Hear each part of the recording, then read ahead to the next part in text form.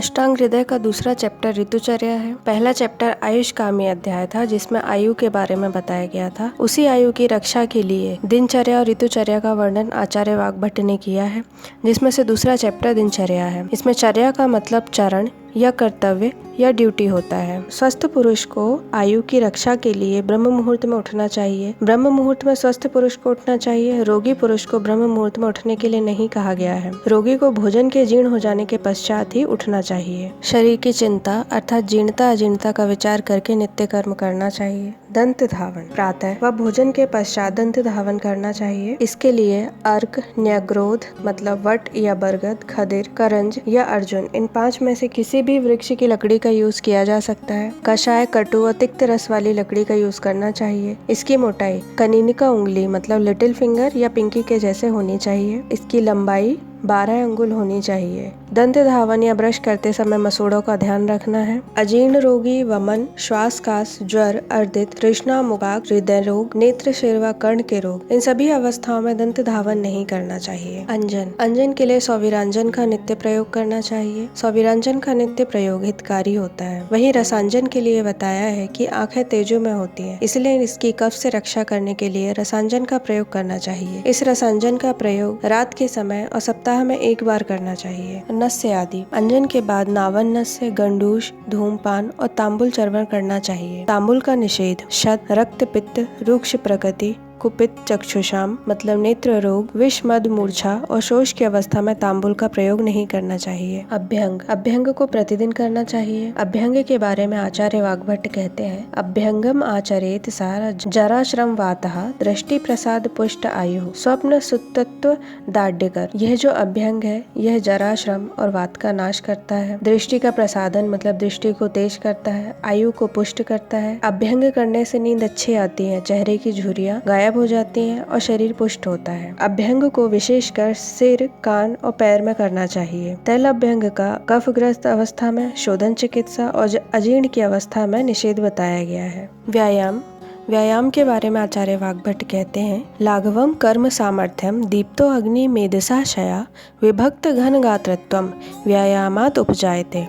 व्यायाम शरीर में लघुता लाता है, शरीर को कर्म सामर्थ्य करता है। अग्नि का दीपन मेदशय अंगों को विभक्त करता है, वहीं अंगों में घनता भी लाता है। व्यायाम के अयोग्य वात पित्त रोगी, बालक, वृद्ध मतलब 16 से 60 वर्ष के उम्र के व्यक्ति और अजीर्ण, इन सबको व्यायाम नहीं करना चाहिए। व्यायाम के अति योग से तृष्णा, क्षय, प्रतमक श्वास, रक्त पित्त, श्रम, क्लम, कास, ज्वर और सर्दी इत्यादि रोग हो जाते हैं। बलवान पुरुष व स्निग्ध भोजन किए हुए व्यक्ति को और शीतकाल और बसंत ऋतु में अर्ध शक्ति से व्यायाम करना चाहिए। ग्रीष्म, वर्षा और शरद ऋतु में अर्ध शक्ति से थोड़ा कम शक्ति से व्यायाम करना चाहिए। व्यायाम के पश्चात मर्दन करना श्रेष्ठ रहता है। आचार्य वाग्भट्ट ने कुछ प्रवृत्तियों को बताया है जिनको अति मात्रा में नहीं करना चाहिए, जैसे व्यायाम, रात्रि जागरण, स्त्री संग, हास्य भाष्य और साहसिक कार्य। एक हाथी को अगर शेर खींचता है, जिस प्रकार वह नष्ट होता है, उसी प्रकार इन सब कार्यों को अति मात्रा में करने से स्वस्थ व्यक्ति भी नष्ट हो जाता है।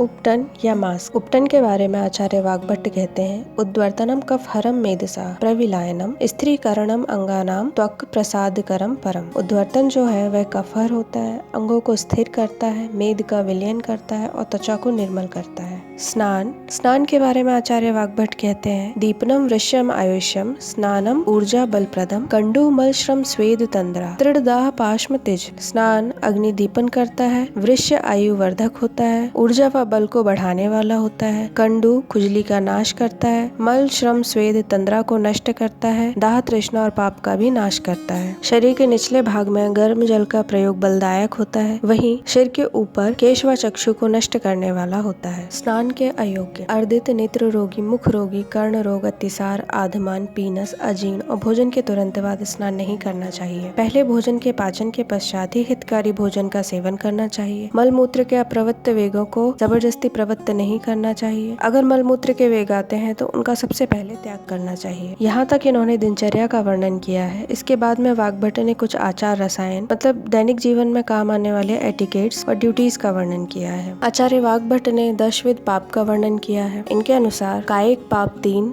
वाचिक पाप 4 और मानसिक पाप 3 होते हैं। कायिक पाप में हिंसा, स्तेय मतलब चोरी और अन्यथा काम में एडल्ट्री वगैरह आता है, ये सब नहीं करना चाहिए। वहीं वाचिक पाप जो होते हैं उसमें पैशून्य मतलब चुगली, परुष कठोर वचन का प्रयोग, अनर्थ झूठ और संभिन्न प्रलाप मतलब असंबद्ध कुछ भी नहीं बोलना चाहिए। मानसिक पाप ये 3 होते हैं। व्यापद दूसरों को हानि पहुंचाने का विचार, अविद्या दूसरों से ईर्ष्या और दृग विपर्य, यह नहीं करना चाहिए। मनुष्य के कर्तव्यों के बारे में आचार्य वाग्भट्ट कहते हैं कि आवृत्ति मतलब गरीब, व्याधि युक्त, रोगी पुरुष और शोक से पीड़ित व्यक्ति की यथाशक्ति सहायता करनी चाहिए। जीव जंतुओं को हानि नहीं पहुंचानी चाहिए। देवता, गाय, ब्राह्मण, वैद्य, राजा, अतिथि इनका सदैव सम्मान करना चाहिए। परोपकार करना चाहिए। संपत्ति और विपत्ति की अवस्था में हमेशा एक समान बने रहना चाहिए। मुख को बिना ढके छींकना, खांसना या जमाई नहीं लेना चाहिए। सूर्य को सीधे नहीं देखना चाहिए। मद्य को बनाना, बेचना और मद्य का दान, ये इन सब चीजों से बचना चाहिए। इसके बाद आचार्य वाग्भट्ट ने 4 प्रकार के सद्व्रत बताए हैं, जिसमें इन्होंने आद्र संतानता मतलब सभी प्राणियों में स्नेह होना चाहिए, त्याग दान का भाव होना चाहिए, कायिक, वाचिक, मानसिक चपलता का निग्रह करना चाहिए और दूसरों के कार्य में स्वार्थ बुद्धि होनी चाहिए। इसका मतलब है कि कोई दूसरों का कार्य है तो उसमें उसकी सहायता करना चाहिए, वैसे ही जैसे हम अपना कार्य करते हैं। अष्टांग हृदय का 2nd चैप्टर सिर्फ आयुर्वेद के स्टूडेंट्स के लिए ही नहीं